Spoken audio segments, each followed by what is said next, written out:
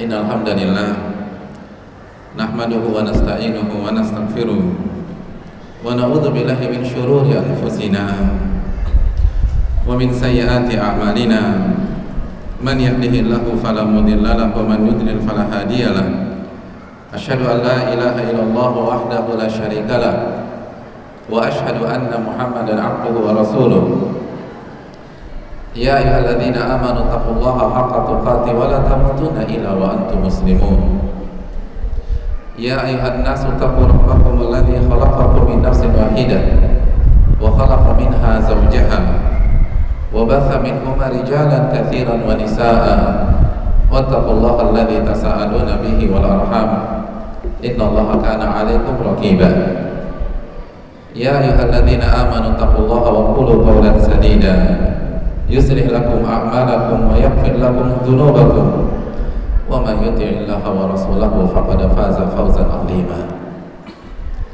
Amma ba'du fa inna asdaqal hadithi kitabullah wa khairal hadi hadi Muhammadin sallallahu alaihi wasallam wa syarrul umuri muhdatsatuha wa kullu muhdatsatin bid'ah wa kullu bid'atin dhalalah wa kullu dhalalatin finnar. Hadirin dan ibu-ibu secara khusus yang saya hormati, tidak ada kata yang pantas untuk kita ucapkan pada pagi hari ini kecuali menyegarkan syukur kita kepada Allah atas segala nikmat dan karunia yang Allah limpahkan kepada kita.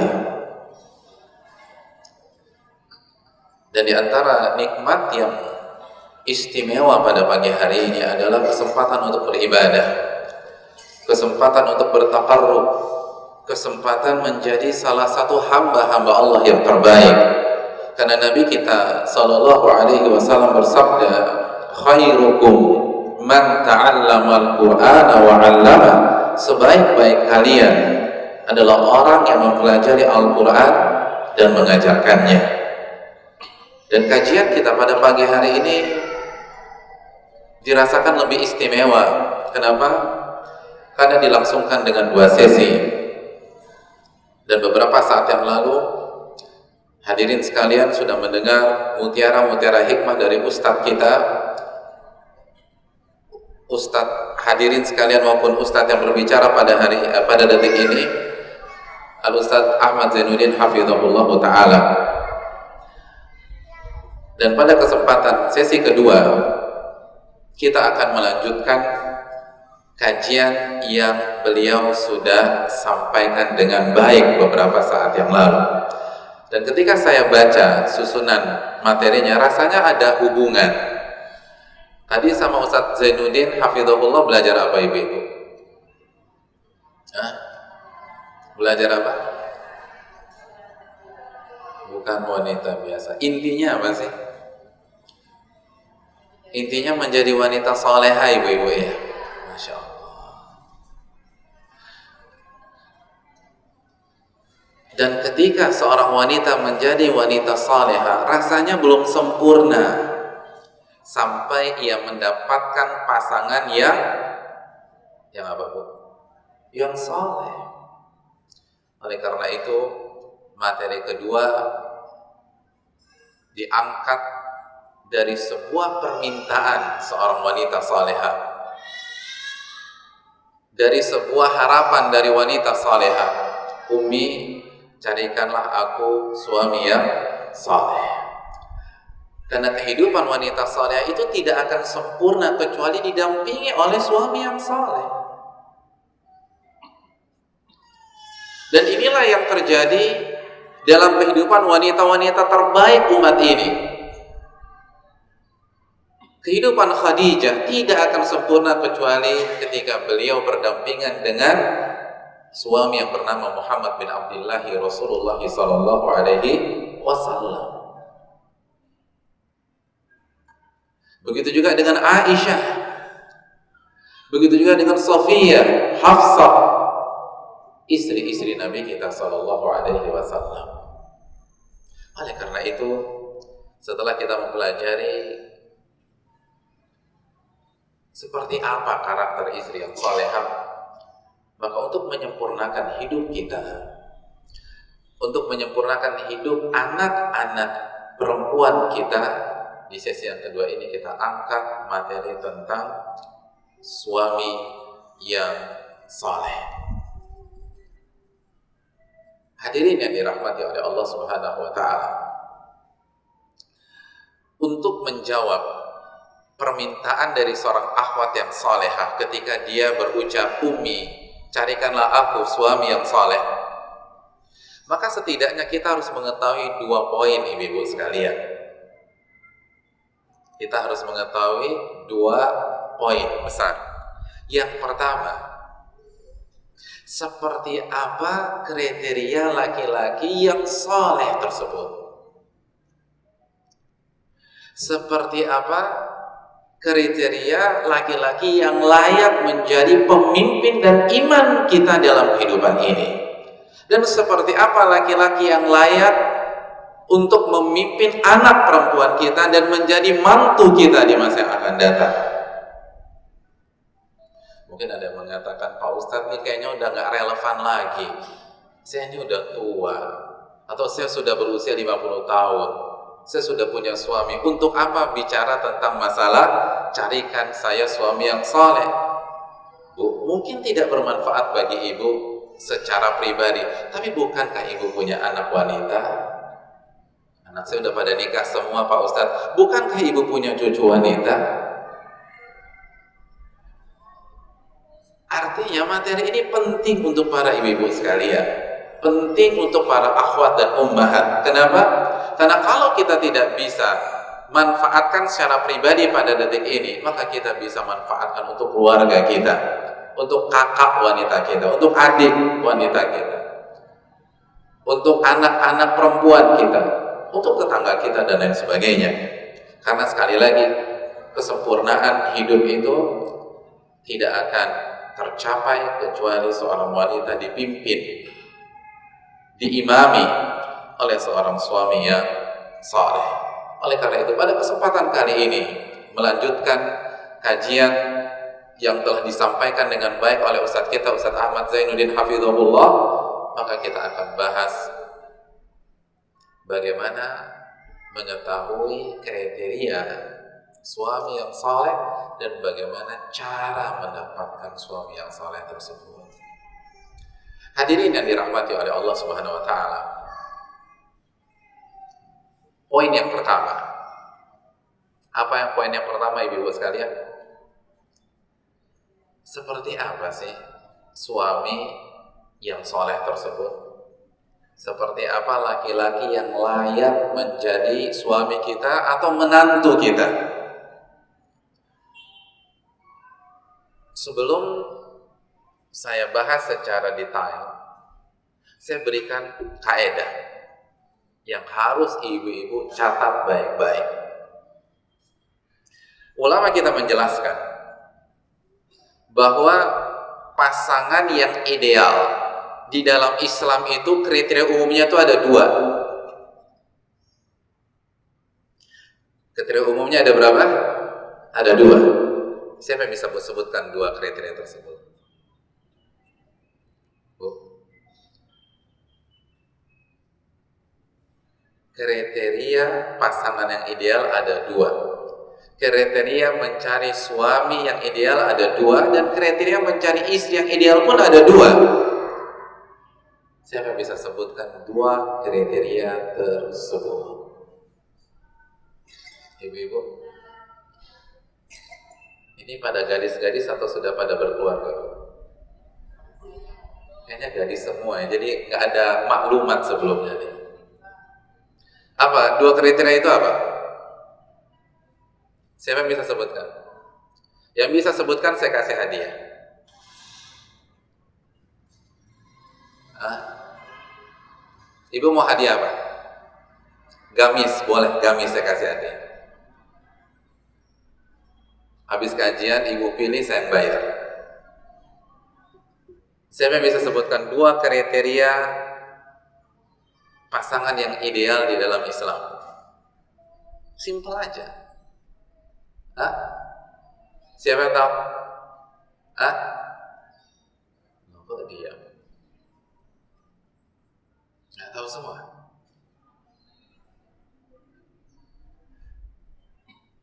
3, 2, 1. Siapa?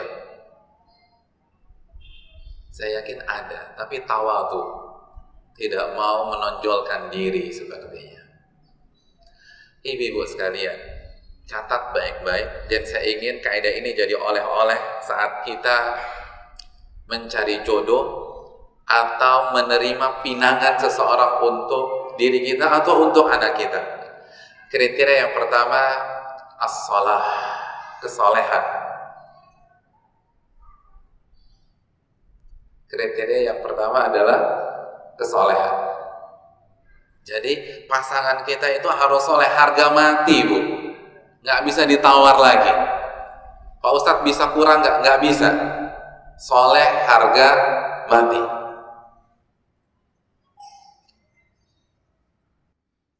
Jelas ini? Jadi dia harus soleh. Dia harus soleh.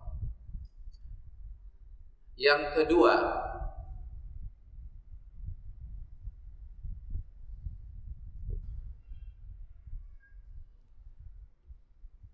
apa? Siapa yang tahu? Kalau tadi tahu 2 gamis 1 setel, kalau tahu kriteria yang kedua setengah setel aja deh.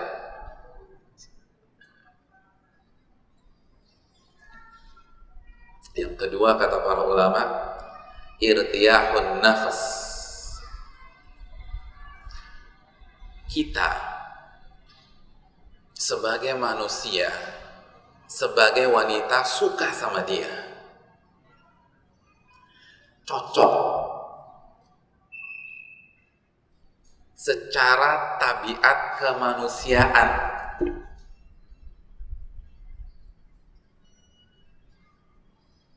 Jadi kita suka fisiknya, kita nyambung dalam cara komunikasinya, kita seneng sama dia secara manusiawi. 2 kriteria itu yang dijelaskan oleh para ulama fikih. Dan ini luar biasa. Dan ini yang tidak diketahui oleh banyak orang, termasuk yang sudah ngaji. Jadi Islam itu agama yang sesuai dengan fitrah. Fitratallahi allati fatara an-nasa 'alaiha. Fitrah yang Allah masukkan ke dalam diri manusia. Allah yang menciptakan kita.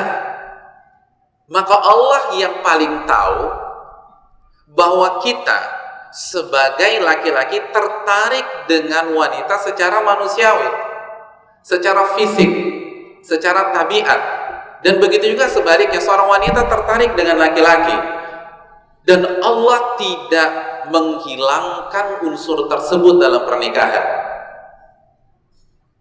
Allah mengakomodir, memasukkan unsur itu dalam fikih pernikahan. Karena Allah yang menciptakan kita, Allah tahu bahwa kita harus ada perasaan dengan wanita tersebut, harus tertarik. Atau misalnya dalam bahasa harus jatuh cinta dengan dia. Allah berfirman, "Ala ya'lamu man khalaqa wa huwa latiful khabir." Bukankah yang menciptakan lebih tahu tentang Anda? Yang Allah yang menciptakan kita, Allah lebih tahu tentang kita. Oleh karena itu syariat Allah tidak mungkin bertentangan dengan fitrah. Jadi, ketika kita ingin menikah, lalu kita kesampingkan perasaan kita dengan alasan yang penting itu udah ngaji, yang penting sholat 5 waktunya bagus, padahal kita nggak suka sama dia, ini keliru. Dan ini tidak sesuai dengan fitrah manusia. Karena 2 unsur ini harus dipadukan. Karena Islam adalah agama fitrah. Dan fitrah manusia tertarik dengan lawan jenis. Dan catat baik-baik, tidak setiap orang soleh itu cocok ketika digabungkan.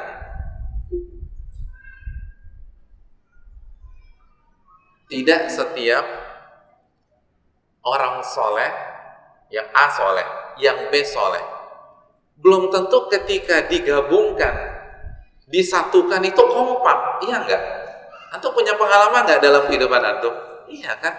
Makanya kan ketika Nabi SAW masuk ke kota Madinah, Nabi mempersaudarakan Muhajirin dan Ansor, dan itu kan satu-satu, nggak semuanya sekaligus diplok gitu saja, tidak.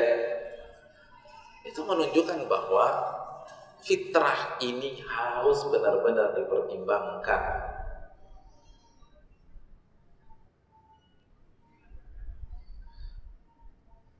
Dan kita akan bahas secara detail beberapa saat lagi. Saya ingin kasih gambaran umumnya. Mencari pasangan, mencari seorang istri, atau mencari seorang suami, ada kriteria. Baik, dan kriteria secara umum ada dua. Lalu kriteria umum ini kita perinci lagi.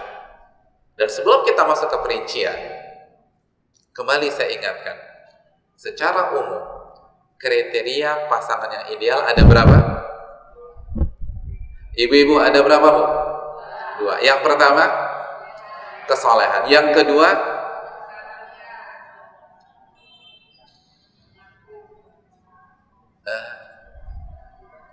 kita suka sama dia, nyambung, tertarik secara tabiat, secara fitrah.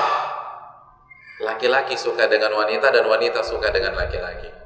Kalau dua kriteria ini didapatkan, maka keluarga akan menjadi sakinah, mawaddah, warahmah. Jelas ya?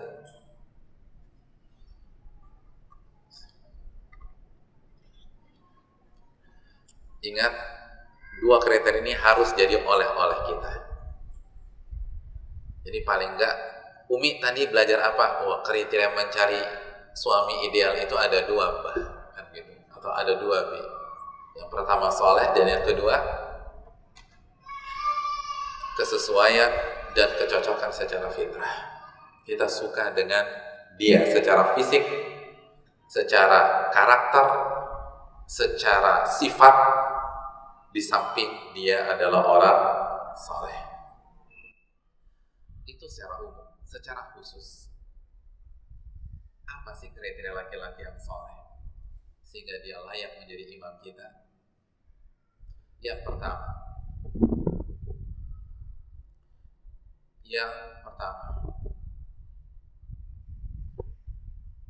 hablum minallahnya bagus, agamanya bagus,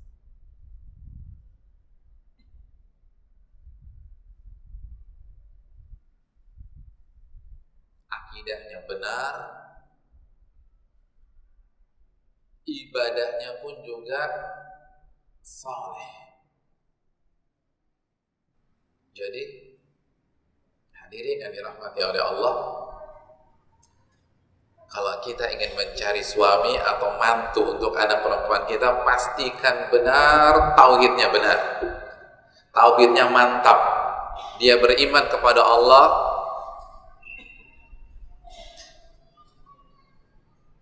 secara rububiyah, uluhiyah, asma wa sifat. Lalu dia beriman kepada malaikat-malaikat Allah. Laki-laki ini beriman kepada kitab suci Allah, beriman kepada Nabi dan Rasul Allah, beriman kepada hari kiamat, dan beriman kepada takdir yang baik maupun yang buruk.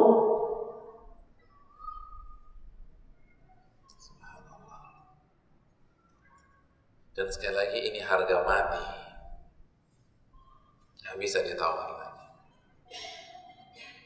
Lalu setelah akidahnya bagus, hadirin sekalian, amal ibadahnya pun harus sesuai dengan sunnah Nabi SAW, dan ia lakukan dengan keikhlasan. Sholatnya bagus, puasanya bagus. Kalau dia mapan, nggak lupa bayar zakat. Kalau dia makan, dia punya motivasi untuk berangkat haji dan umrah. Nah, itu harus dipastikan hadirin yang dirahmati oleh Allah. Dia rajin datang ke pengajian, semangat menuntut ilmu. Lalu ketika dia dapatkan ilmu, diamalkan olehnya. Bukan hanya hobi mengkoleksi. Hobinya apa? Kolektor. Kolektor apa? Ilmu. Ini nggak tepat. Ilmu itu bukan dikoleksi, ilmu itu diamalkan. Sufyan Ats-Tsauri mengatakan, innama yutlabul ilmu liyuttaqallahu bih. Sesungguhnya ilmu itu dipelajari untuk diamalkan agar kita bertakwa kepada Allah.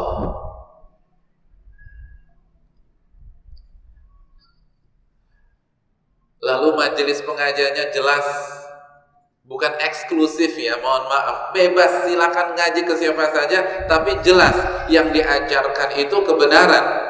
Yang diajarkan itu akidah yang benar. Yang diajarkan itu adalah metode Nabi kita SAW dan para sahabatnya. Dia senantiasa dibina dengan ilmu yang bersumber dari qala Allah, firman Allah, qala Rasul, hadis Nabi SAW, dan dipahami dengan pemahaman yang benar, pemahaman Rasulullah SAW dan para sahabat. Ini harus selektif. Jangan main asal terima aja, mentang-mentang ganteng, kaya raya, orang kaya, anak tunggal, bapaknya udah tua, langsung terima. Ini nggak benar. Jadi kita harus pastikan ini ikhwan atau laki-laki ini ngaji nggak? Kalau ngaji di mana? Ilmunya benar nggak? Lalu prakteknya bagaimana? Ini yang tidak boleh terlewatkan.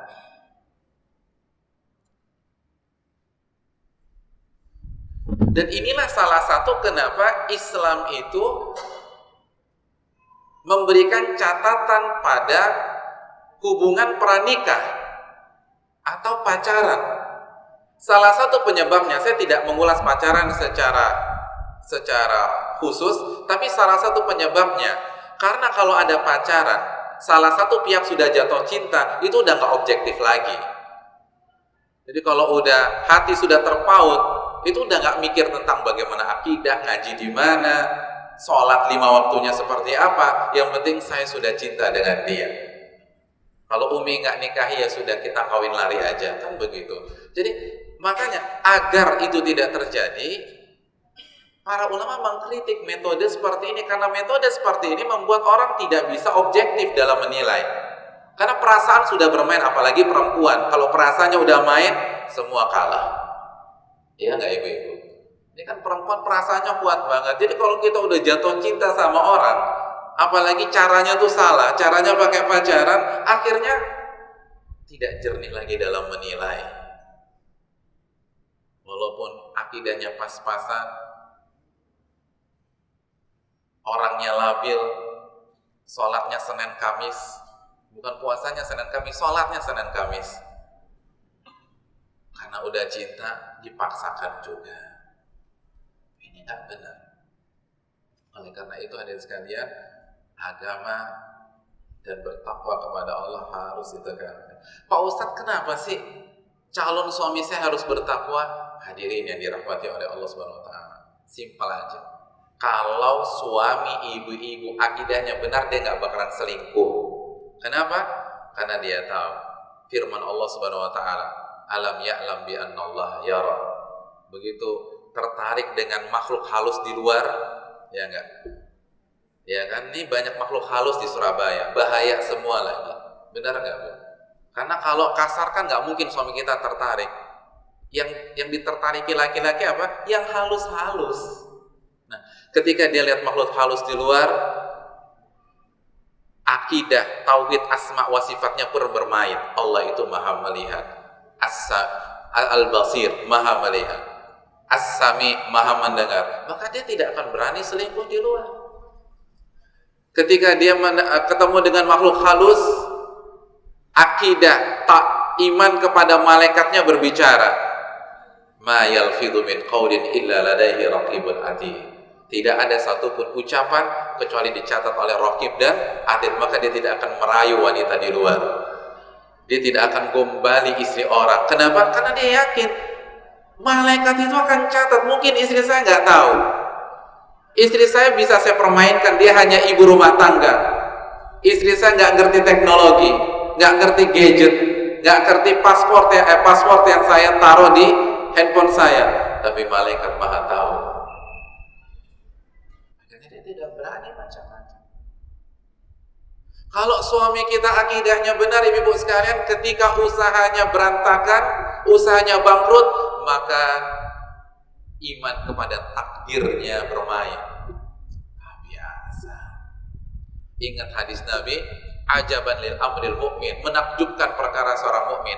Inna amrahu khair, karena seluruh perkara yang dihadapinya pasti itu baik dan yang terbaik.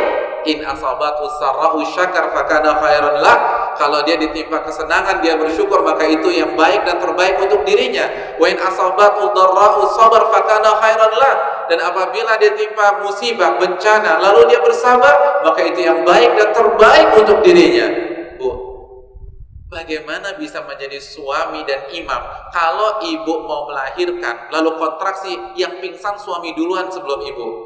Karena nervous, karena grogi. Kenapa? Karena nggak yakin dengan takdir. Ketika perusahaannya pilot, dia down. Bagaimana bisa dijadikan imam? Oleh karena itu, ibu sekalian, pentingnya akidah dalam memilih seorang suami. Rukun imannya harus bagus, sehingga apapun masalah kehidupan dapat ia jalani. Ustadz, terus apalagi alasannya agar kita benar-benar memperhatikan masalah ketakwaan dalam memilih suami? Bu, masalah ini panjang, tapi saya cukupkan dengan surat At-Talaq ayat 2 dan 3. Coba buka. Allah Subhanahu wa taala berfirman, "Wa man yattaqillah yaj'al lahu makhraja wa yarzuqhu min haitsu la yahtasib." Mushafnya di bawah enggak ibu-ibu? Ketemu? Allah berfirman, "Wa man yattaqillah," dan barang siapa yang bertakwa kepada Allah, yaj'al lahu makhraja, maka Allah akan berikan jalan keluar dari segala macam masalah yang ia hadapi. Wa yarzuqhu min haitsu la yahtasib, dan Allah akan berikan rizki dari arah yang tidak ia duga-duga. Hadirin dan dirahmati oleh Allah. Ketemu ayatnya? Ketemu tidak? Loh, Pak diam. Ibu-ibu, ketemu ayatnya? Saya ingin tanya, ayat ini terdapat dalam surat apa? Apa sih arti tolak? Talak, cerai. Dan talak adalah masalah terbesar dari masalah-masalah rumah tangga. Betul begitu, Bu? Masalah rumah tangga, anti klimaksnya apa? Talak. Oleh karena itu ulama tafsir menjelaskan, ayat ini sangat menarik. Ketika Allah Subhanahu wa taala menjelaskan barang siapa yang bertakwa, Allah akan berikan solusi dan Allah akan berikan rizki. Ternyata ayat ini Allah taruh di dalam surat yang berkaitan dengan rumah tangga. Ini penekanan, kata para ulama, pentingnya ketakwaan dalam menjalankan roda rumah tangga. Pentingnya mencari suami yang saleh dan istri yang saleh.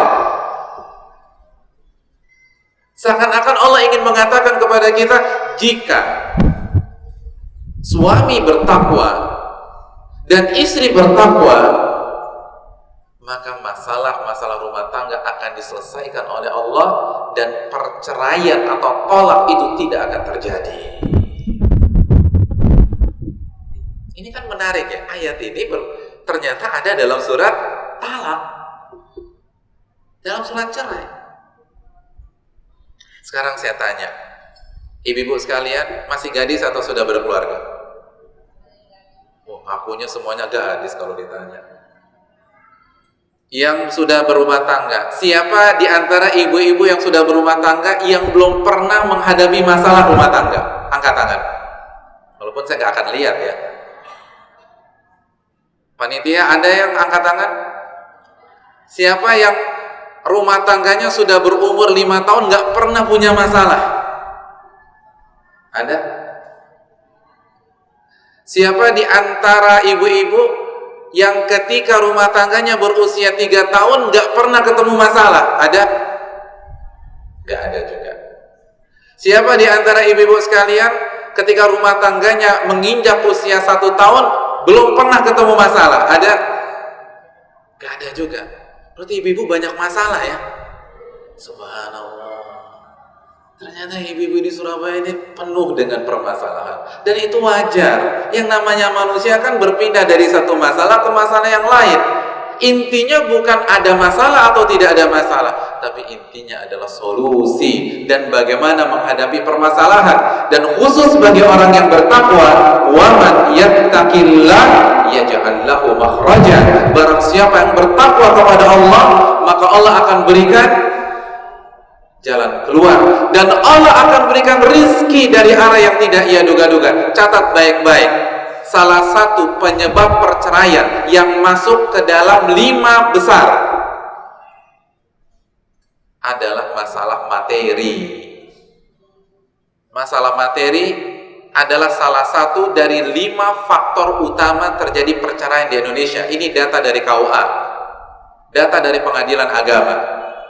Dan Allah jamin rizki bagi orang-orang yang bertakwa.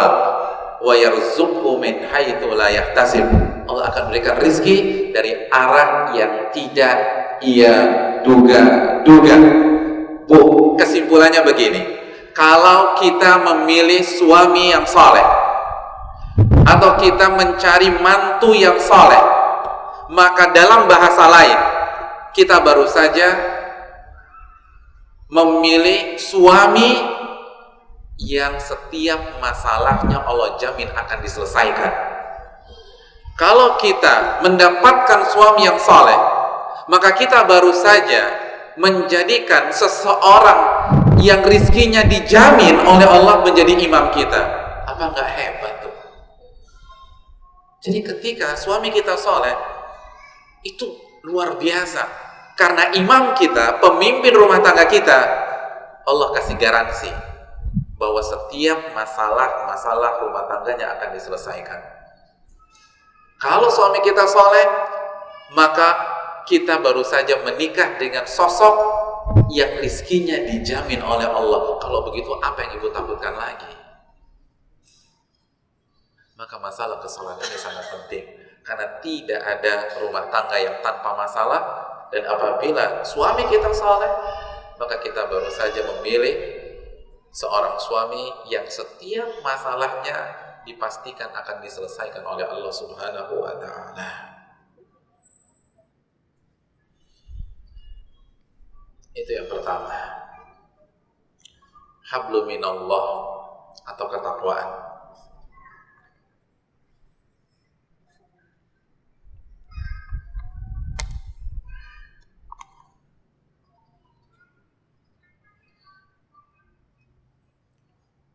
Dan sebelum kita lanjutkan ke kriteria yang kedua, saya ingin mengingatkan surat Al-Baqarah ayat 221. Saking pentingnya masalah pasangan atau suami yang soleh, sampai-sampai Allah berfirman, wala abdun mu'minun khairun min musyrikin walau a'jabakum. Seorang budak yang beriman itu lebih baik, lebih layak dipilih untuk menjadi suami daripada laki-laki musyrik, walaupun laki-laki itu mempesona kalian, walaupun ganteng, model.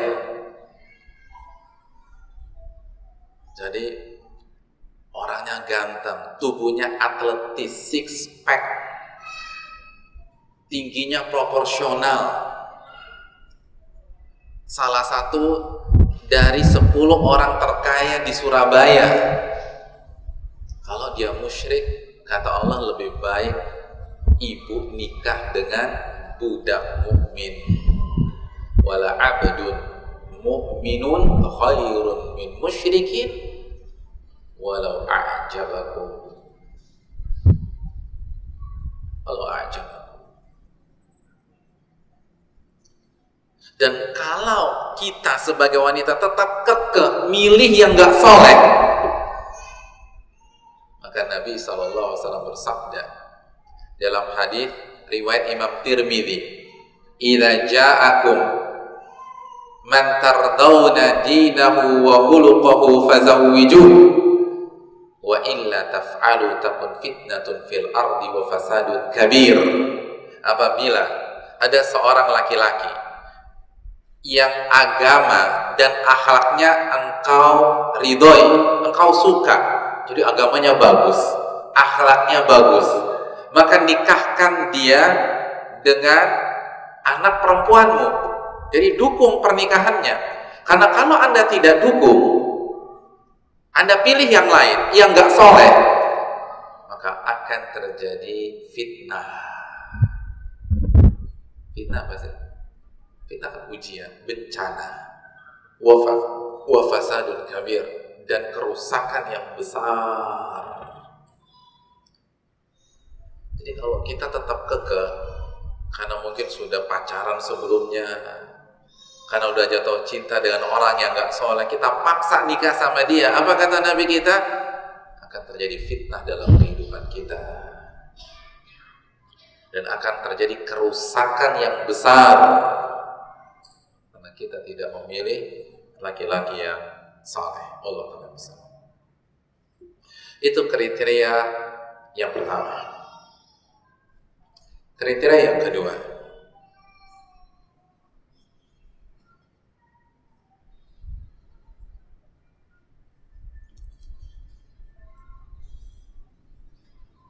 kriteria yang keberapa, Pak? Kedua.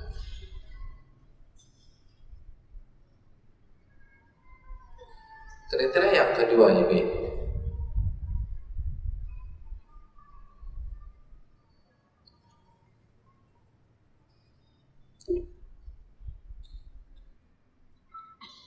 dia mampu bersikap baik dan lembut dengan wanita. Maksud wanita di sini istrinya ya.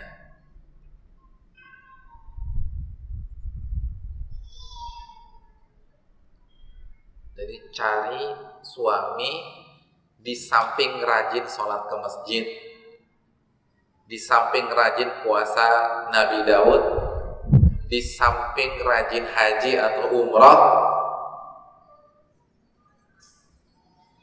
dia lembut dengan wanita, tutur katanya halus,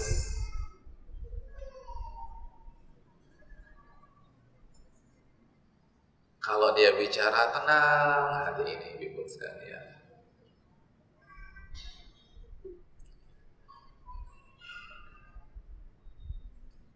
Jangan cari yang galak, yang angker, yang horor, yang ringan tangan.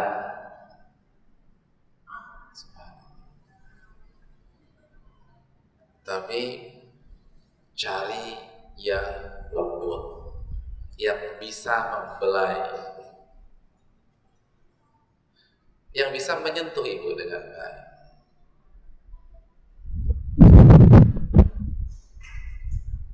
Ada dalilnya nggak, Bu? Siapa yang tahu dalilnya? Hadis Muslim, ketika Nabi SAW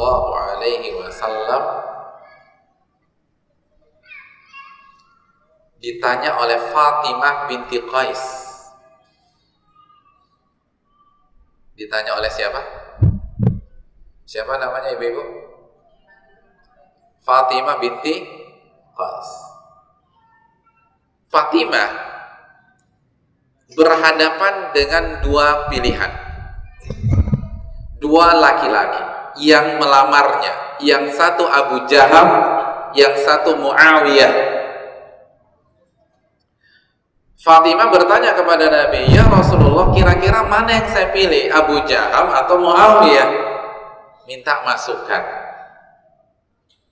Kata Nabi SAW, "Amma Abu Jaham, adapun Abu Jaham, fala yad'u asahu ala atiqi." Abu Jaham itu baik, tapi dia punya kekurangan. Dia tidak pernah meletakkan tongkatnya di atas pundaknya, atau dia tidak pernah meletakkan tongkatnya dari pundaknya. Maksudnya apa? Hah? Maksudnya apa? Jadi kemana-mana begini. Maksudnya apa sih? Maksudnya dia suka lost control kalau lagi marah, sehingga main tangan, kontak fisik, kan? Masih misalnya ini tongkat gitu ya, ini tongkat taruhnya di sini, jadi kalau ada apa-apa, nah gitu lah, tinggal nyambit gitu loh, nyambit, mukul gitu. Ini ibarat, tapi jangan dipikir Abu Jaham itu KDRT ya, bukan arahnya ke sana, tapi ini sahabat. Abu Jaham itu sahabat. Yang namanya orang kan nggak mungkin sempurna, betul tidak? Yang namanya manusia punya kekurangan. Nah, Abu Jaham ini kekurangannya suka lepas kontrol kalau emosi, akhirnya terjadi kontak fisik. Itu Abu Jaham. Wa amma Muawiyah, adapun Muawiyah, fasa'lu la malalah.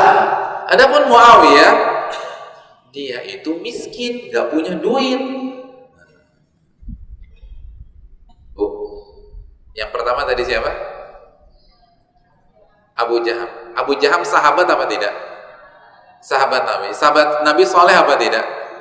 Soleh. Tapi dia punya kelemahan. Kelemahannya apa? Suka lepas kontrol kalau emosi. Yang kedua, siapa? Muawiyah. Muawiyah sahabat apa tidak? Soleh apa tidak? Tapi dia punya kelemahan. Apa kelemahannya? Miskin. Ibu pilih yang mana? Kalau ibu ada di posisi Fatimah, ibu pilih yang mana? Kaya tapi kadang-kadang suka mukul, atau romantis, lembut, rajin salat tahajud tapi miskin? Ayo, ibu pilih yang mana, Bu? Hah? Ibu-ibu katanya mau masuk surga, masih bingung.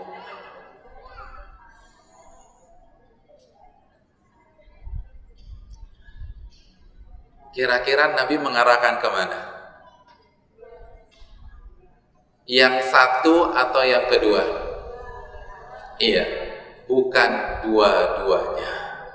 Kata Nabi, fankihi Usama, nikahlah dengan Usama. Usama itu udah mapan, muda, romantis, lembut sama istri. Dari sini yang perlu kita garis bawahi, Nabi kurang merekomendasi Abu Jaham dalam masalah ini. Kenapa? Karena punya sifat kasar ketika lepas kontrol. Para ulama fikih menjelaskan kriteria suami yang ideal yang harus ibu cari adalah yang lembut, yang santun, yang bisa menahan emosinya,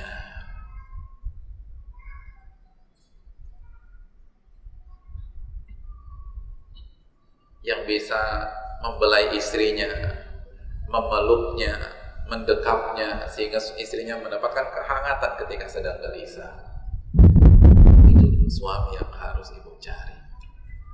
Dan Nabi mengatakan, maka narifku fi syai'in illa zana. Tidaklah kelemah lembutan itu berada dalam kondisi kecuali akan menghiasi kondisi tersebut. Artinya apa?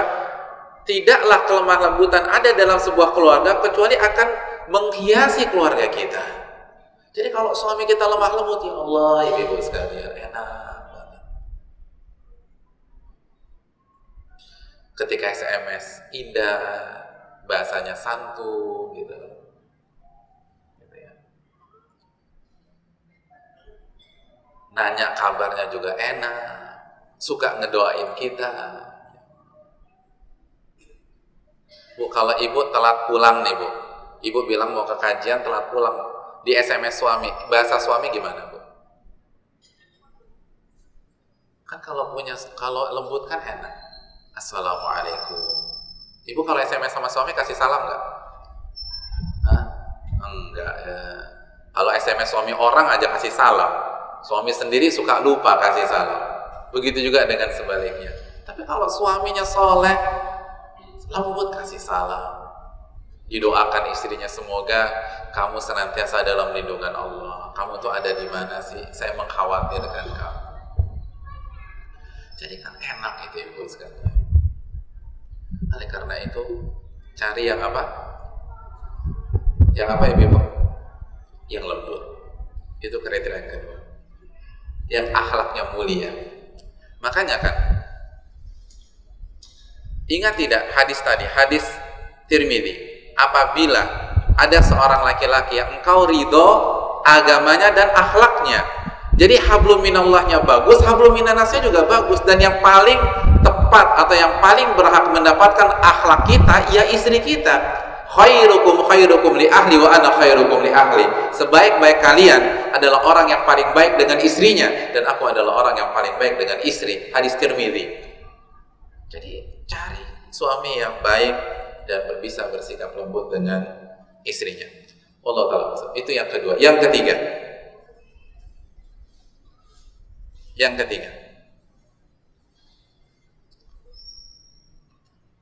ketiga, bisa memberikan nafkah lahir dan batin.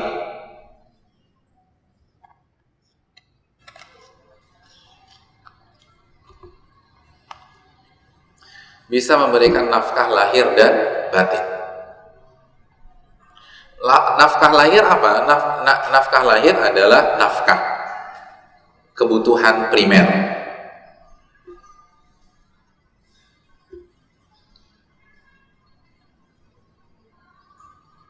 Dan batin, kebutuhan biologis, itu harus terpenuhi. Dalilnya apa Ustaz? Dalilnya sabda Nabi SAW dalam hadis Fatimah di atas. Muawiyah tadi baik apa tidak? Baik, tetapi miskin. Nabi SAW mengarahkan kepada Usama.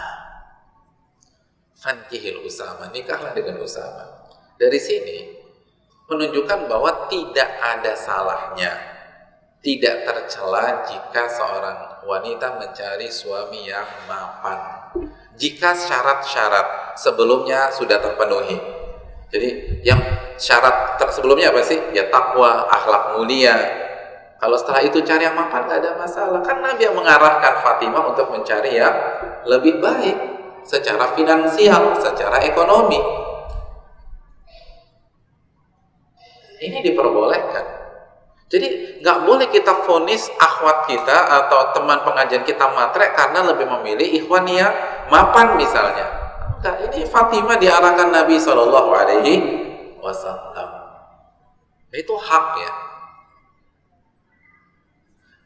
Ustadz, berarti kalau kita miskin tidak diprioritaskan Nabi dong? Tidak juga demikian. Tidak juga demikian. Kenapa demikian? Karena ingat, tadi saya katakan apa? Mampu memberikan nafkah lahir dan batin. Tapi kan Nabi, jadi parameternya mampu. Kalau dia mampu, walaupun dia miskin ya nggak ada masalah, itu bagus. Tapi kan Nabi lebih memilih Usama daripada Muawiyah, betul begitu? Bukankah ini menunjukkan bahwa Nabi lebih suka dengan yang mapan daripada yang kurang mapan? Hadirin, inilah hebatnya Nabi SAW. Nanti kita akan jelaskan bahwa Nabi ketika menjodohkan sahabatnya bukan asal-asalan, tapi Nabi membaca karakter masing-masing. Ada orang itu hidupnya memang harus di atas atau menengah ke atas, karena kalau nggak dia down. Maka orang seperti itu dicarikan jodoh oleh Nabi dengan orang yang mapan. Karena ini orang belum siap kalau misalnya sengsara. Ada sebagian orang nggak siap jadi orang kaya. Oh, kalau saya siap Pak Ustadz, belum tentu. Bisa jadi ada orang, kan ulama mengatakan bisa jadi kita itu istiqomah ketika kita miskin dan kita tergelincir ketika kaya. Tapi ada sebaliknya, ada orang istiqomah ketika kaya tapi dia tergelincir ketika miskin. Oleh karena itu Allah tidak menciptakan seluruhnya menjadi orang kaya dan seluruhnya menjadi orang miskin. Nah, ada wanita-wanita yang dia memang harus terpenuhi kebutuhan finansialnya dengan baik. Nah, wanita seperti itu oleh Nabi dicarikan jodoh yang mapan. Ini hebatnya Nabi. Jadi bukan asal-asalan, bukan yang penting jenggotan, yang penting cingkrang, yang penting datang pengajian langsung dijodohkan, tidak. Tapi Nabi membaca karakter masing-masing. Ini cocoknya sama siapa? Kalau sama Pak Fulan, Bu Fulana ini belum bisa sabar menghadapi kemiskinan, nggak cocok. Walaupun Pak Fulan ini hebat banget, tawakalnya luar biasa, sabarnya Masya Allah. Nah, kayaknya cocok sama Bu Fulana. Bu Fulana soalnya lebih qanaah, lebih zuhud daripada Bu A misalnya, walaupun dua-duanya sama-sama baik. Nah, ini cocok. Karena Bu A kita jodohkan sama ikhwan yang lebih kaya aja, sehingga kehidupannya baik. Jadi itu yang dilakukan Nabi dan kita akan singgung nanti insyaallah ta'ala. Jelas ini? Tapi saya ingin menekankan sehingga tidak ada syubhat. Jangan berpikir Nabi kita lebih memihak orang kaya daripada orang miskin. Tidak. Tetapi Nabi kita dalam menjodohkan itu membaca karakter, membaca kondisi, bukan main asal-asalan dalam menjadi penghubung di antara kedua belah pihak. Jadi mapan. Nah, yang kedua mapan secara biologis. Dalilnya apa? Ingat hadis tentang pemuda, ya ma'syarasy syabab, man istata'a minkumul ba'a falyatazawwaj. Wahai anak muda atau wahai pemuda, jika kalian mampu maka menikahlah. Mampu di sini maksudnya apa? Mampu secara ekonomi dan mampu secara nafkah lahir dan mampu secara nafkah batin. Ini penting. Ini penting. Jadi ibu-ibu jangan lupa, khususnya nafkah batin. Karena ini biasanya rahasia. Bagaimana cara kita mengetahui? Nanti kita bahas di poin berikutnya. Kan tadi kita bahas kriterianya dulu kita sebutkan, terus bagaimana cara mencarinya. Tapi ibu harus catat, jangan remehkan masalah nafkah batin. Karena laki-laki memiliki nafsu, wanita pun juga memiliki nafsu. Iya apa tidak? Benar kan? Ada bapak-bapak di sini nggak punya nafsu? Nggak ada. Atau ibu-ibu semua punya nafsu. Bahkan dalam penelitian, nafsu wanita bisa jadi lebih besar daripada nafsu laki-laki, tapi wanita punya kemampuan untuk lebih apik dalam menyembunyikannya, lebih hebat dalam mengontrolnya. Kalau laki-laki kan lebih meledak-ledak. Tapi kalau dilihat dari besar atau kecilnya, banyak wanita secara nafsu itu lebih besar daripada laki-laki. Maka ini harus tersalurkan. Apalagi ibu-ibu. Ibu-ibu itu sangat dijaga oleh Islam, sangat ketat dalam agama Islam, karena wanita begitu bernilai di mata Islam. Oleh karena itu dia harus ada pelampiasan yang halal, dan pelampiasan yang halal dengan suaminya. Nah, kalau suaminya tidak mampu lagi, ini bahaya.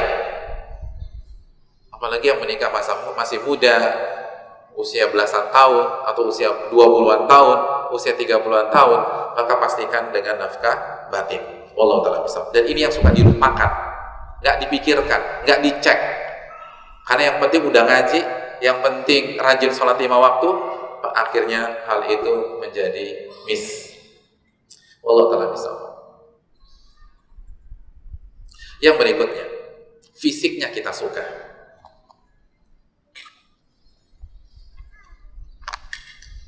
Fisiknya kita suka. Jadi ketika kita mencari suami, kita harus suka secara fisik. Itu penting. Kita senang dengan dia, tertarik dengan dia. Ya, orangnya keren misalnya. Kalau seorang Surabaya ngomong keren apa sih? Ganteng tuh. Nah, ganteng biasa Pak Eko. Mantap. Iya benar. Nah, atau kan orang Surabaya kan ada dua. Kalau nggak ganteng sama ganteng kayak gitu ya. Jadi cari yang ganteng. Jadi ada seperti itu. Jadi nggak ada masalah, itu penting. Dalilnya apa? Dalilnya istri dari Zaid bin Thabit.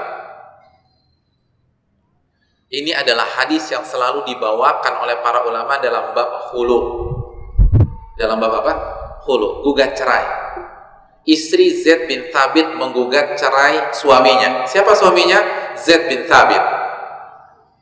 Bayangkan, suaminya sekaliber Zaid bin Thabit masih digugat cerai oleh istrinya.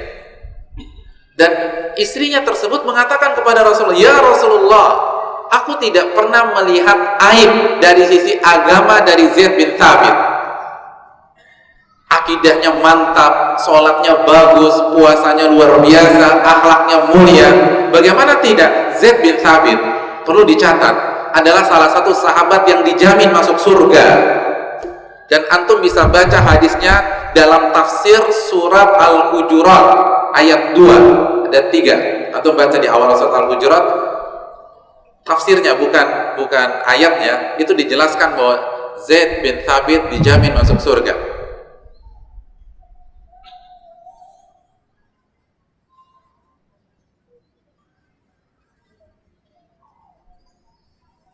Hadirin yang dirahmati oleh Allah Subhanahu wa taala.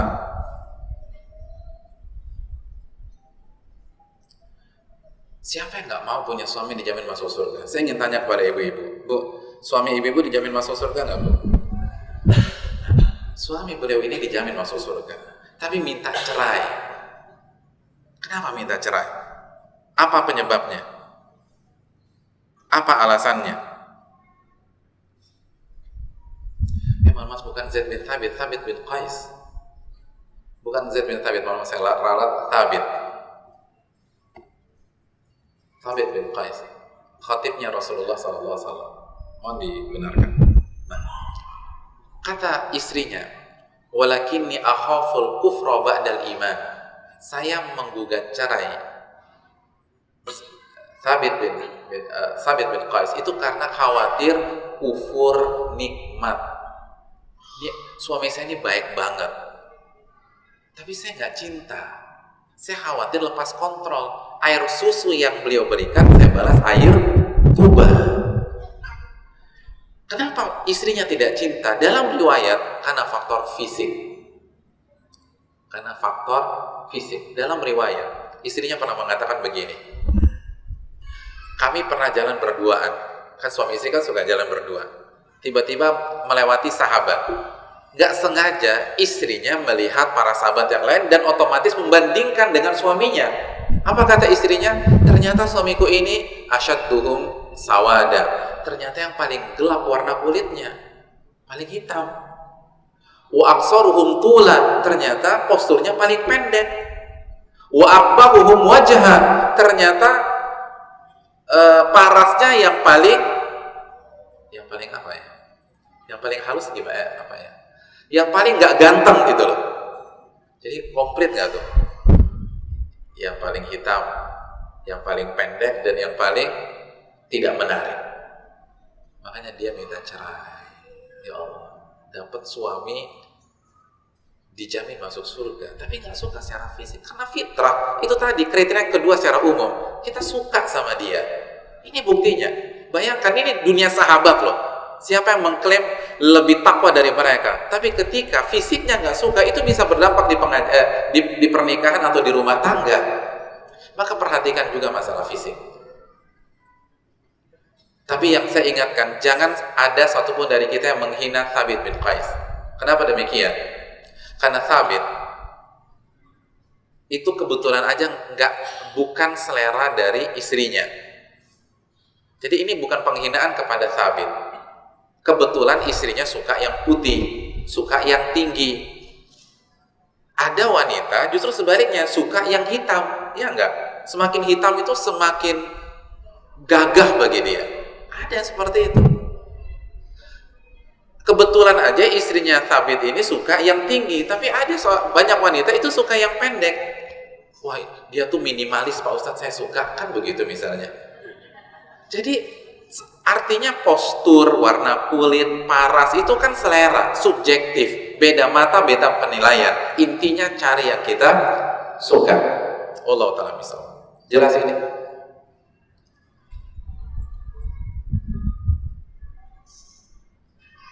Hadirin yang dirahmati oleh Allah Subhanahu wa taala.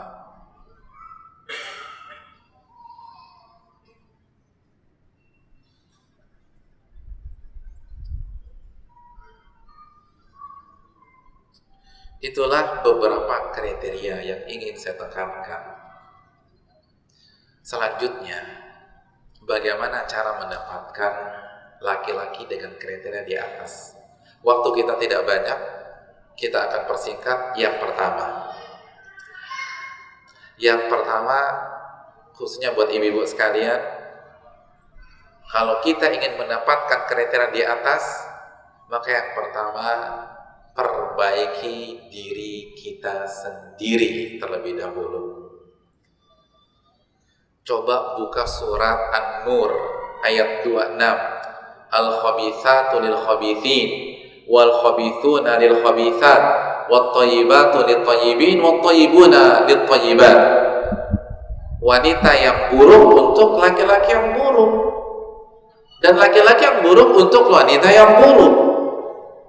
Wanita yang baik untuk laki-laki yang baik, dan laki-laki yang baik untuk wanita yang baik. Ayat ini sababun nuzulnya untuk membersihkan nama baik Aisyah radhiyallahu taala anha dari tuduhan orang-orang munafik bahwa Aisyah berzina.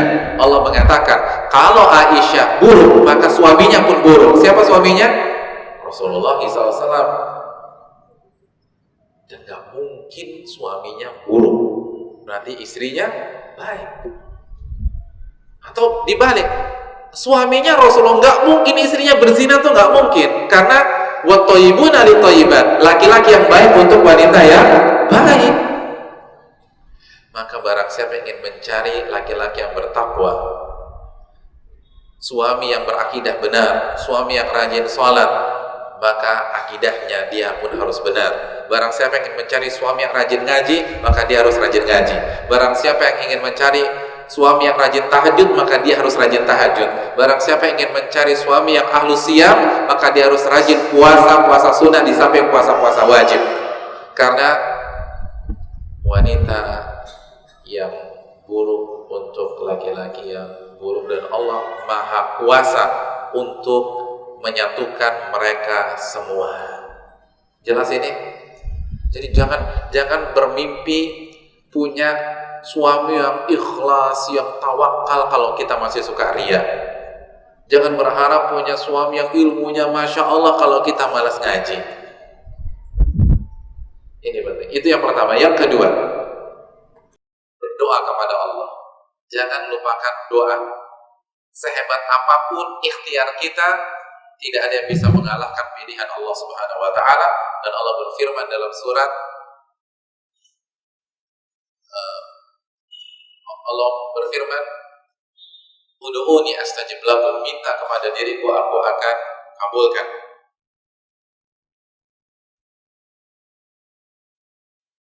Minta kepada diriku, aku akan kabulkan. Maka mintalah kepada Allah Subhanahu wa taala agar kita diberikan suami yang saleh. Karena Allah yang paling tahu hati manusia. Karena sehebat apapun kita mencari, bisa jadi mereka penipu, bisa jadi dia ahli gombal, bisa jadi dia orang yang mengambil kesempatan, dia pura-pura jadi orang soleh. Tapi kalau kita sudah berdoa kepada Allah, Allah Maha mampu untuk menuntun kita.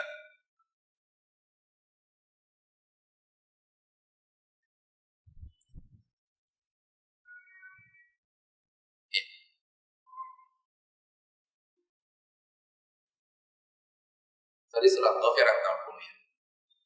Yang berikutnya, minta dan minta. Yang berikutnya hadirin yang dirahmati oleh Allah Subhanahu wa taala,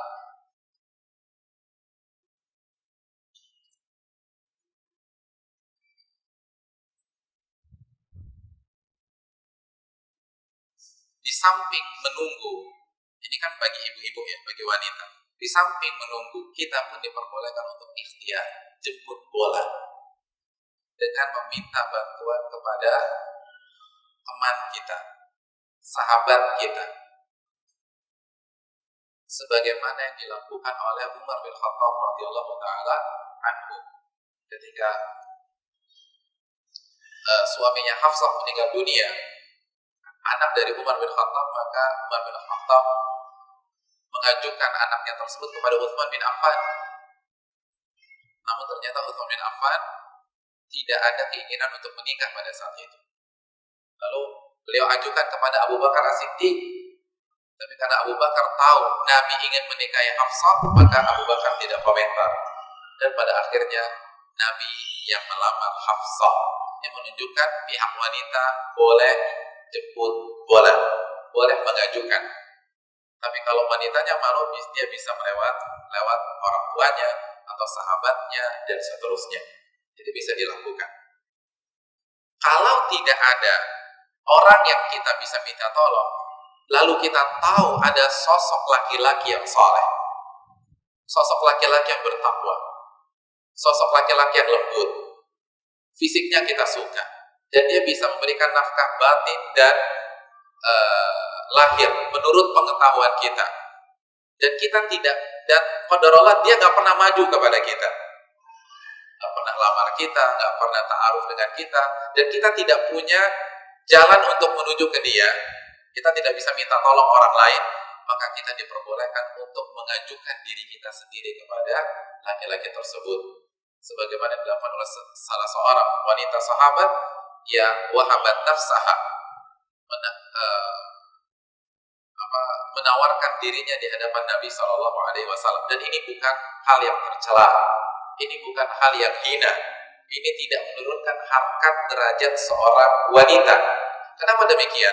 Karena bisa jadi laki-laki itu ingin nikah, tetapi mungkin minder juga ketika ingin maju sama kita, jangan-jangan ditolak. Atau dia belum ada niatan nikah, dia ingin belajar dulu, dia ingin merintis usahanya dulu. Tapi kalau ada seorang wanita seperti kita maju kepada dia, dia akan berpikir ulang. Itu sangat mungkin terjadi di masyarakat. Jadi tidak ada salahnya untuk para akhwat atau ummahat mengajukan dirinya. Tapi ingat, hati-hati dengan bahasa yang santun, dengan bahasa yang bijak, dengan bahasa yang terhormat, dengan bahasa yang elegan.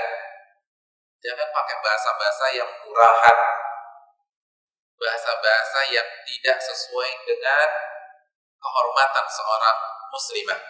Gunakan bahasa yang baik dan santun. Dan insya Allah kalau dia benar-benar soleh, dia tidak akan mempermalukan ibu-ibu sekalian, atau dia tidak akan mempermalukan kita sebagai wanita. Dia akan merespon dengan positif. Kalau dia mempermalukan kita, kan kendalanya wanita mengajukan diri, kenapa sih? Kan malu ya. Nah, kalau dia mempermalukan kita, sederhana saja, berarti dia tidak soleh, berarti dia tidak tahu fikih. Karena dalam fikih diperbolehkan. Oleh karena itu, kalaupun dia tidak suka, dia akan sikapi kita dengan terhormat. Itu yang ketiga. Yang keempat, cara yang keempat.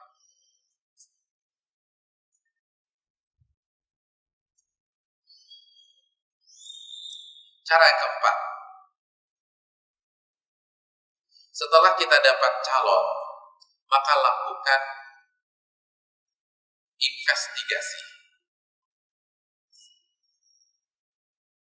Sebagaimana yang dilakukan oleh Fatimah binti Qais ketika Abu Jaham maju dan Muawiyah maju, nggak langsung diterima, tapi beliau investigasi dulu. Dan salah satu caranya beliau bertanya siapa? Rasulullah SAW. Dan akhirnya beliau dapat data. Abu Jaham ini orang baik, tetapi suka lepas kontrol. Muawiyah baik, tetapi secara ekonomi beliau tidak kuat. Justru Nabi memberikan solusi, ya sudah, nih ada Usama, nikah aja sama Usama. Akhirnya Fatimah mendapatkan yang terbaik. Jadi walaupun misalnya kita sebagai wanita lebih pasif, tapi bukan berarti menghalangi kita untuk mencari tahu ini orang siapa. Benar nggak dia soleh? Benar nggak dia suka ngaji? Misalnya dia ngaku suka ngaji di Jami Mekah, cek, cross check, investigasi, benar nggak dia ngaji? di Jami Mekah. Ini yang perlu kita camkan. Jadi lakukan, dan ini yang kadang-kadang kurang. Main percaya aja dengan CV-nya, main percaya aja dengan biodatanya, akhirnya keliru. Ketika misalnya dia mengaku bekerja di sebuah BUMN, cek benar nggak dia itu benar kerja di sana. Jangan-jangan ngaku-ngaku aja. Jadi ketika kita tidak setuju dengan pacaran, lalu kita menggunakan proses yang lebih simpel, bukan berarti menggampangkan, bukan berarti tidak selektif, bukan berarti tidak hati-hati. Ini keliru. Ibu-ibu perlu cek. Atau kalau ibu-ibu sebagai orang tua, ibu pastikan dulu yang maju ke anak ibu benar-benar baik. Lakukan apa? Investigasi, dan ada dalilnya adalah hadis Fatimah binti Qais. Itu yang berikutnya. Itu yang berikutnya. Nazar, melihat.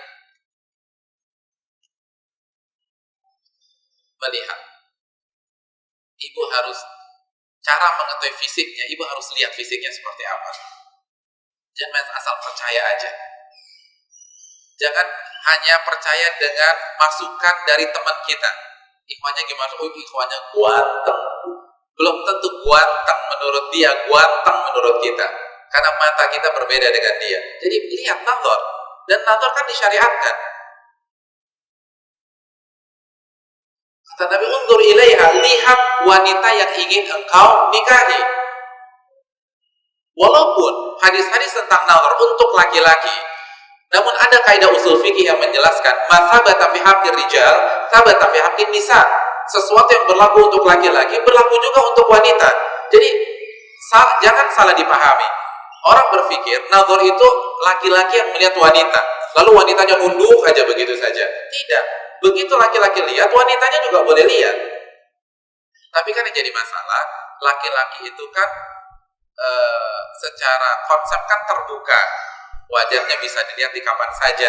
Tapi kalau wanita kan tertutup. Maka hadis-hadis tentang nazar itu lebih dititik beratkan untuk laki-laki melihat wanita. Tapi bukan berarti wanita tidak boleh lihat. Karena ini banyak kasus. Orang nggak nazar karena still yakin. Karena yang penting soleh. Ada seorang akhwat datang lalu mengatakan, Ustaz, saya mau menikah. Alhamdulillah, bukti. Kapan rencana? Insya Allah minggu depan. Semuanya sudah dilakukan. Alhamdulillah sudah nazar belum, Ustaz? Kok belum nazar? Ustaz, yang penting hafalannya 15 juz, Ustaz. Atau yang penting hafal Quran. Yang penting pengajian, itu mah gak penting. Hidup ini kan untuk mencari akhirat, Ustaz. Itu keliru besar. Walaupun ikhwannya hafalannya 30 juz, tapi kita perlu lihat. Karena kita kan nyari suami, bukan cari imam masjid. Kalau kita cari imam masjid, yang penting hafalannya, mau fisiknya keren kayak enggak ada masalah. Tapi kita kan cari suami, kita harus lihat dulu cocok apa tidak. Kalau kalau istri dari Thabit saja tidak cocok, padahal beliau lebih bertakwa dari ibu-ibu sekalian, lebih warak daripada ibu-ibu sekalian, lebih beriman kepada ibu-ibu sekalian, apalagi kita. Fisik itu penting, maka lihat. Jabir disuruh lihat oleh Nabi. Jabir disuruh melihat ketika mau nikah. Saya ingin tanya, ketika Jabir mau nikah, nikahnya sama siapa? Sama siapa nikahnya? Sama antum? Kan enggak. Sama sahabiat, benar enggak? Benar enggak sih? Jabir mau nikah disuruh lihat dulu. Beliau mau nikah sama siapa? Sahabiat. Jadi mau nikah sama wanita sekali bersahabiat saja, Nabi perintahkan lihat dulu. Apalagi yang bukan sahabiat, apalagi yang bukan sahabat. Lihat itu penting. Kata Nabi, fa'innahu ahra an yu'addam bainakuma. Karena dengan melihat itu lebih membuat pernikahan itu langgeng. Itu Nabi yang mengatakan. Dengan melihat akan membuat pernikahan itu langgeng. Jelas ini. Terus yang berikutnya, ini penting.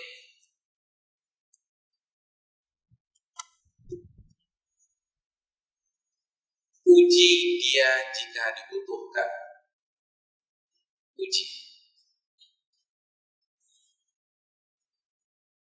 fit and proper test. Kayak mau jadi ketua KPU ini atau ketua KPK. Iya, penting. Dan ini fatwa Imam Ahmad dari sebagian salaf, di antaranya Abdullah bin Mas'ud. Dan ini dilupakan oleh banyak orang, termasuk yang sudah ngaji. Gampang percaya ketika dalam masalah pernikahan, akhirnya nggak cocok, timbul perceraian, dibohongin dan seterusnya. Cek, uji. Ulama salaf seperti Imam Ahmad, Abdullah bin Mas'ud mengatakan, apabila kita ingin menikah dengan seorang wanita mantan pelacur atau pezina, mantan apa? Pelacur atau pezina. Dia dulu pelacur lalu tobat. Dia kata saya sudah tobat. Kata Imam Ahmad, kata Abdullah bin Mas'ud, jangan langsung percaya. Uji dia, ajak dia zina.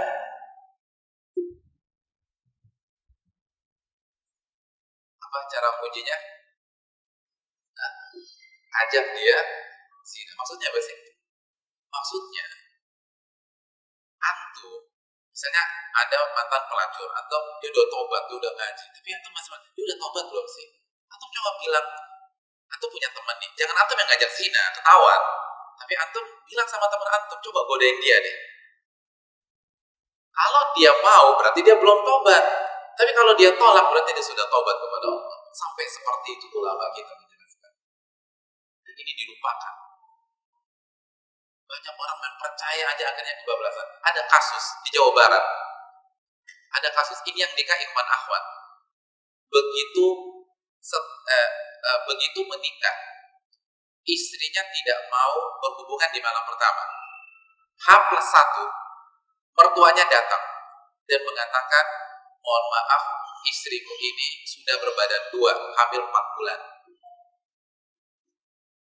Itu kegampangan, main percaya aja. Ya kan? Akhwat kan kalau jilbabnya panjang kan nggak kelihatan, hamil 4-5 bulan kan nggak kelihatan, orang jilbabnya besar sekali. Ibu kalau buat baju berapa meter? 2 meter, 2 meter setengah, 3 meter, nggak kelihatan apa hamil atau tidak. Akhirnya main percaya saja. Cek semuanya, uji, tanya. Itu tadi ada investigasi, ada fit and proper test, coba tanya semuanya.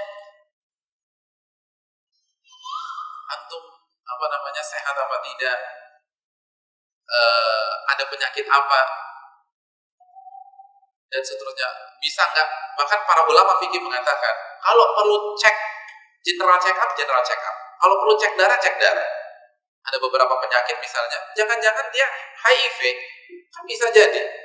Kemarin pergaulan bebas, laki-laki ini pergaulan bebas, lalu pemakai narkoba, bulan lalu taubat, hari ini mau nikah, sudah positif HIV. Lalu ketika kita tertular lagi. Lalu anak yang kita kandung tertular juga. Makanya cek, kalau perlu tes darah. Atau bisa jadi dia hepatitis C atau hepatitis B yang sangat banyak, yang nggak boleh berhubungan intim. Jadi cek, jangan remehkan masalah ujian ini. Ini dilakukan oleh para ulama. Rumahnya di mana, Mas? Rumahnya di daerah Ampel. Samperin, minta tolong orang, tanya, benar nggak dia tinggal di sana? Datang ke rumah kita pakai Alphard, benar nggak tuh Alphardnya dia? Jangan-jangan pinjaman, biar katanya orang kaya dan seterusnya. Zaman sekarang siapa yang nggak mungkin? Jadi pastikan, diuji dulu.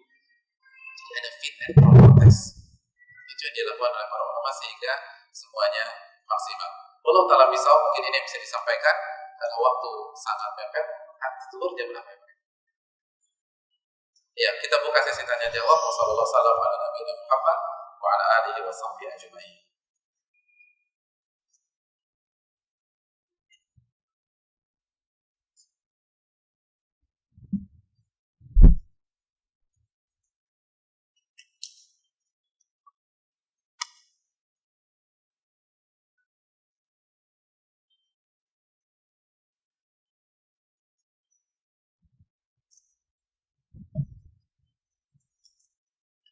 Ada pertanyaan ya, Ibu? Agak cepat karena waktu sudah terbatas.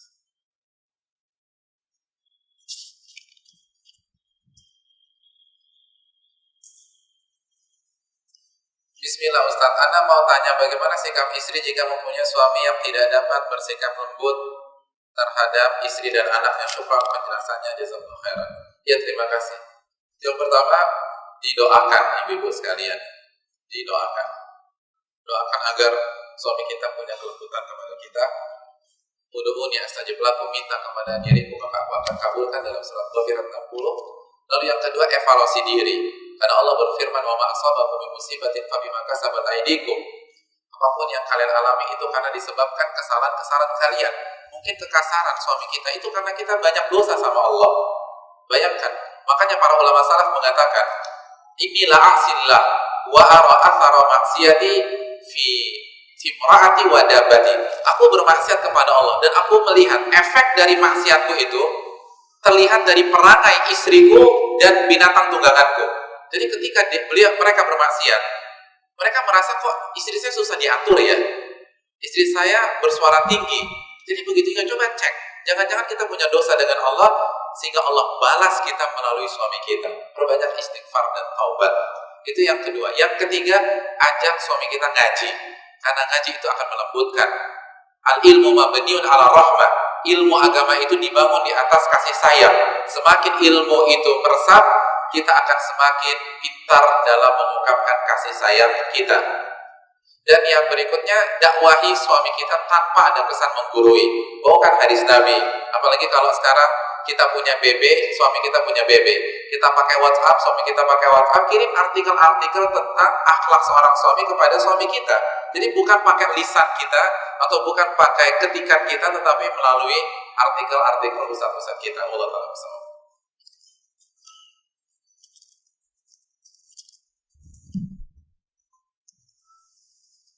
Ustaz, kalau sudah terlanjur menikah sedangkan kita masih tidak suka dengan fisik suami kita,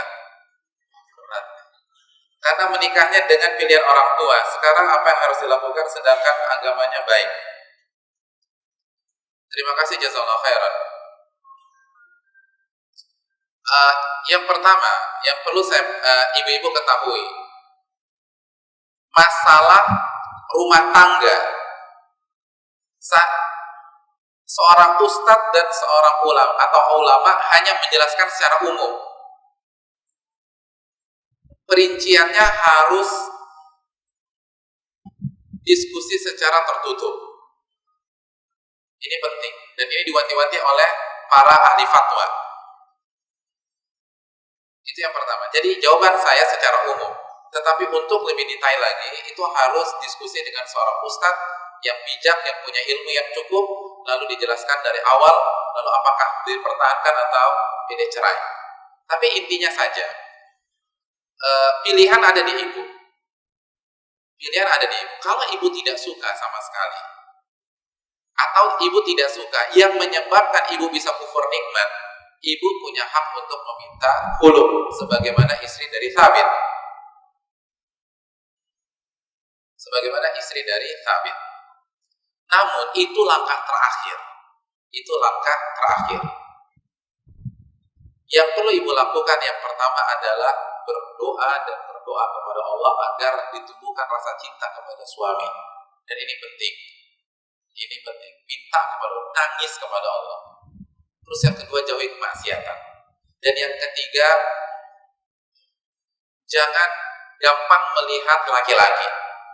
Ya, jadi kadang-kadang yang membuat kita nggak puas dengan suami kita itu karena kita sering menatap wajah-wajah laki-laki di TV, di majalah, yang keren-keren, yang ganteng-ganteng, yang tampan-tampan. Akhirnya kita bandingkan secara otomatis.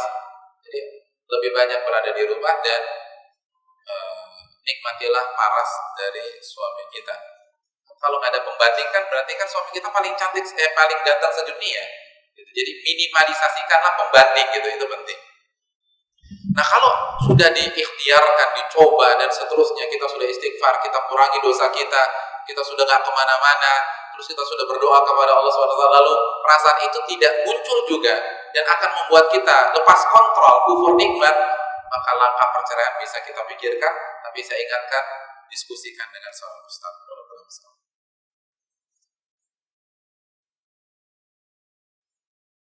Bagaimana jika seorang suami tidak bisa memberi dan mencari nafkah bagi istri dan anak-anaknya, istri yang bekerja? Terima kasih, jazakallahu khairan. Kalau benar-benar tidak bisa, maka uzur. Tidak bisa, misalnya suami stroke atau suami terkapar di atas tempat tidur, maka saran saya, walaupun ibu punya hak untuk minta cerai, bersabarlah. Walaupun kalau ibu minta cerai itu hak ibu, karena ibu tidak mendapatkan nafkah lahir ataupun misalnya batin. Tapi kalau tidak mau mencari nafkah, bukan tidak bisa, tidak mau. Dia punya kondisi fisik yang bagus, tapi dia tidak mau berusaha, dia tidak mau bekerja, dia tidak mau keluar rumah, dia tidak mau mencari-cari dan seterusnya. Karena untuk kota sebesar Surabaya atau Jakarta itu mustahil nggak dapat pekerjaan, itu hampir mustahil. Asal benar-benar mau kerja ya, apa aja asal halal pasti dapat insya Allah. Kalau burung saja Allah kasih makan, masa suami kita nggak dikasih makan? Nabi mengatakan dalam hadis Tirmidzi, "Lau kuntum tawakkaluna 'ala Allahi haqqa tawakkuli la razaqakum kama yarzuqut tayr tabdu khimasan wa taruhu bitana." Kalau kalian benar-benar bertawakal, berikhtiar, maka Allah akan berikan kalian rezeki sebagaimana Allah berikan rezeki kepada seekor burung. Keluar di pagi hari dalam perut lapar dan pulang dalam kondisi perut kenyang. Kalau burung saja Allah berikan rezeki, tidak mungkin suami dan keluarga kita tidak Allah berikan rezeki. Nah, kalau itu yang terjadi, nasihati. Dan mungkin ibu bisa kasih ultimatum, pokoknya saya mau berhenti dari pekerjaan, misalnya demikian, untuk mendorong suami kita untuk bekerja. Terkadang sebagian suami itu keasikan karena istrinya bekerja, gajinya juga lumayan, akhirnya dia malas untuk mencari nafkah. Tapi kalau misalnya tidak ada mencari nafkah, mau tidak mau, dia harus keluar rumah. Ingat kaidah fikih, idza dhaqat tasa' wa idza tasa'a dhaq. Kalau sempit justru meluas, tapi kalau meluas jadi sempit. Apa maknanya? Di antara maknanya, kalau kondisi terdesak, itu kita secara otomatis kita akan mengeluarkan kemampuan kita yang maksimal. Antum lagi sedikit kesemutan, kalau disuruh lari mau nggak? Nggak mau. Tapi kalau ada anjing herder ngejar antum dari belakang, antum lari nggak? Lari. Jadi begitu terdesak, kepepet, antum akan lari. Kalau kondisi normal, antum nggak akan mau lari. Tapi kalau kondisinya mapan, lapang, kita malas mengerjakan sesuatu. Oleh karena itu ini. Dan diskusikan dengan seorang ustadz lagi-lagi. Kalau tetap sudah tidak mau, mungkin itu dan kita ingin mencari yang lebih baik, maka itu diperbolehkan. Tetapi untuk kasus demi kasus, diskusikanlah lagi-lagi dengan seorang ustadz dan bawakan hadis-hadis tentang bahayanya perbuatan seperti ini. Ingat baik-baik, suami yang tidak memberikan nafkah kepada istrinya itu dosa besar. Allah berfirman, wailun lil mutaffifin, lembah neraka wail, atau lembah di dalam api neraka bagi seseorang yang hanya pintar menuntut haknya tapi nggak mau kasih hak orang lain. Suami yang hanya bisa menuntut haknya sebagai pemimpin untuk dilayani, untuk dikhidmati, tapi dia tidak memberikan nafkah, maka dia termasuk mutaffifin dan ancamannya celaka kata Allah, dan di akhirat nanti dia akan masuk lembah di dalam api neraka. Jadi ini bukan dosa kecil, tapi ini dosa besar. Sampaikan itu kepada suami kita. Bagaimana korelasinya dari surat An-Nur tadi dengan Asia, istri Fir'aun, di mana Asia wanita soleh dan suami yang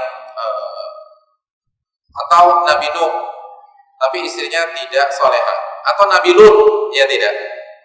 Jawabannya bagaimana? Ibu-ibu perhatikan, saya ingin tanya, contoh-contoh di atas, pernikahan mereka langgeng apa tidak?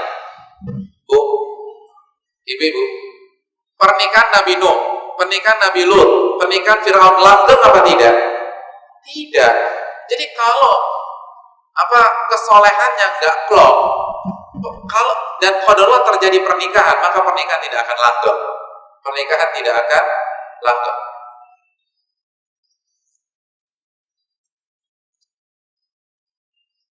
Sudah ada.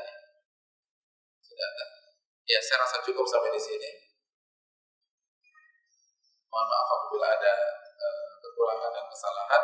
Terima kasih banyak dan senang bisa sama-sama menuntut ilmu dengan hadirin sekalian, khususnya ibu-ibu di Surabaya. Semoga kita mendapatkan ilmu yang bermanfaat dan menjadi bekal untuk mencari suami atau mencari mantu yang saleh.